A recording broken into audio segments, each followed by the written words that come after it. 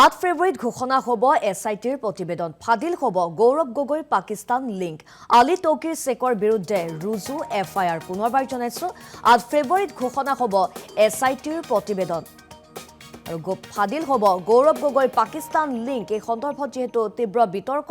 অব্যাহত আছে আৰু আলী তৌকিৰ শেখৰ বিৰুদ্ধে ৰুজু কৰা হৈছে FIR গৌৰৱ গগৈ পুনৰ প্ৰত্যাবাদ মুখ্যমন্ত্ৰী ডক্টৰ হিমন্ত বিশ্ব শৰ্মাৰ আৰু সংবাদমেল যোগে এই কথা ঘোষণা কৰিছে মুখ্যমন্ত্ৰী ডক্টৰ হিমন্ত বিশ্ব শৰ্মাই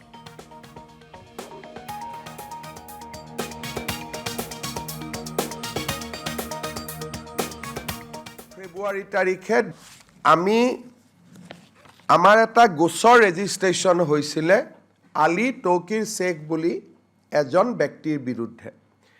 আজি আমাৰ কেবিনেটত এই সংক্ৰান্তত যি SIT গঠন কৰা হৈছিল তাৰ ওপৰত আজি আমাৰ অনানুষ্ঠানিক আলোচনা হয় কেবিনেটে গৃহ বিভাগক নিৰ্দেশ দিছে যে 7 তাৰিখৰ কেবিনেটত ফৰ্মেল এই বিষয়বস্তুটো আনিব লাগে আৰু কেবিনেটে মুখ্যমন্ত্ৰীক অধিকাৰ দিছে যে 8 ফেব্ৰুৱাৰী তাৰিখে দিনৰ 10:30 বজাত সাংবাদিক মেল এখনৰ জৰিয়তে SITৰ প্ৰতিবেদনখন যিমানখিনিলৈকে পাৰি ৰাজহুৱা কৰিবৰ বাবে 7 তাৰিখে গধূলি কেবিনেটত আমাৰ কেবিনেটত দুটা সিস্টেম আছে প্ৰথমতে আমি ইনফৰ্মেলি পাতি লওঁ আৰু কোনটো লাইনত কেবিনেট মেমৰেণ্ডাম আহিব লাগে আমি ডিপাৰ্টমেণ্টক নিৰ্দেশ দিওঁ 7 তাৰিখে গৃহ আৰু ৰাজনৈতিক বিভাগে কেবিনেট মেমৰেণ্ডামখন আনুষ্ঠানিকভাৱে আনিব 8 তাৰিখে দিনৰ 10:30 বজাত ৰবিবাৰ আছে আমি এই কেবিনেট মেমৰেণ্ডামখন বা SITৰ ৰিপৰ্টটো টু দ্য এক্সটেণ্ট পচিবল যিখিনি গোপনীয় তথ্য নহয় তাক আমি আটাইখিনিক ৰাজহুৱা কৰিবলৈ কেবিনেটে মুখ্যমন্ত্ৰীক অধিকাৰ প্ৰদান কৰিছে 8 তাৰিখে 10:30 বজাত মুখ্যমন্ত্ৰীৰ এই কক্ষতে এই সাংবাদিক মেল অনুষ্ঠিত হ'ব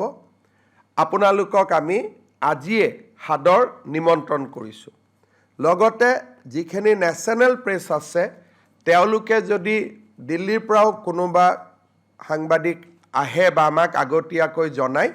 আমি তেওঁলোকৰ কাৰণেও যিখিনি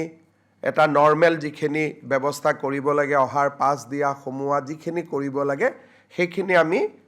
ফেচিলিটেট কৰি দিম গতিকে কেবিনেটত আজি মুখ্যতঃ এইখিনি আলোচনা হৈছে আপোনালোকৰ যদি কিবা প্ৰশ্ন আছে আপোনালোকে সুধিব পাৰে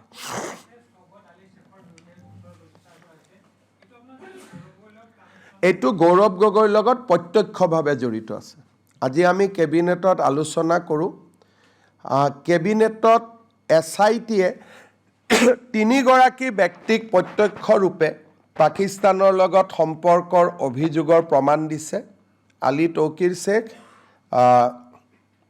সংসদগৰাকীৰ পত্নী এলিজাবেথ গগৈ আৰু গৌৰৱ গগৈ 3 গৰাকীৰ বিৰুদ্ধে প্ৰত্যক্ষ প্ৰমাণৰ আজি কেবিনেটত প্ৰেজেণ্টেশ্যন দিয়ে এটলিষ্ট আমাৰ কেবিনেট মন্ত্ৰীসকলে প্ৰেজেণ্টেশ্যনটো পাই যথেষ্ট আচৰিত হৈছে আজি আমি ক'ব খোজা নাই কাৰণ ফৰ্মেল কেবিনেট মেমৰেণ্ডামখন 7 তাৰিখে আহিব কিন্তু যেতিয়া প্ৰেজেণ্টেশ্যনটো কেবিনেটক দিছে বাকী মন্ত্ৰীসকলেও যথেষ্ট আচৰিত ইমান দিনে অলপ বিশ্বাস অবিশ্বাসৰ মাজত আছিলে প্ৰত্যেকে অত্যন্ত নিজে আচৰিত হৈছে আৰু আমি 7 তাৰিখৰ কেবিনেটত এইখন ফৰ্মেল মেমৰেণ্ডাম কৰি আনিবৰ কাৰণে নিৰ্দেশ দিছোঁ 8 তাৰিখে প্ৰেছত আমি গোটেইখিনি সদৰি কৰিম তথ্যখিনি আপোনালোকে 8 দিন আৰু ধৈৰ্য ধৰিব লাগিব আৰু কোনোবা মন্ত্ৰীয়ে যদি আপোনালোকক আৰু কৈ দিয়ে বেলেগ কথা কাৰণ তেওঁলোকে এতিয়াৰ পৰা জানিলে আগতে মই জানিছিলোঁ কিন্তু 8 তাৰিখে 10:30 বজাত যেহেতু আমি দেশৰ সকলো সাংবাদিকক নিমন্ত্ৰণ কৰিছোঁ যদি আপোনাক কৈ দিওঁ তেওঁলোকতো নাহাৰ কোনো আহাৰ মিনিঙে নাথাকিব আমি আমাৰ এটা গোচৰ ৰেজিষ্ট্ৰেশ্যন হৈছিল আলী তৌকিৰ শেখ বুলি এজন ব্যক্তিৰ বিৰুদ্ধে আজি আমাৰ কেবিনেটত এই সংক্ৰান্তত যি SIT গঠন কৰা হৈছিল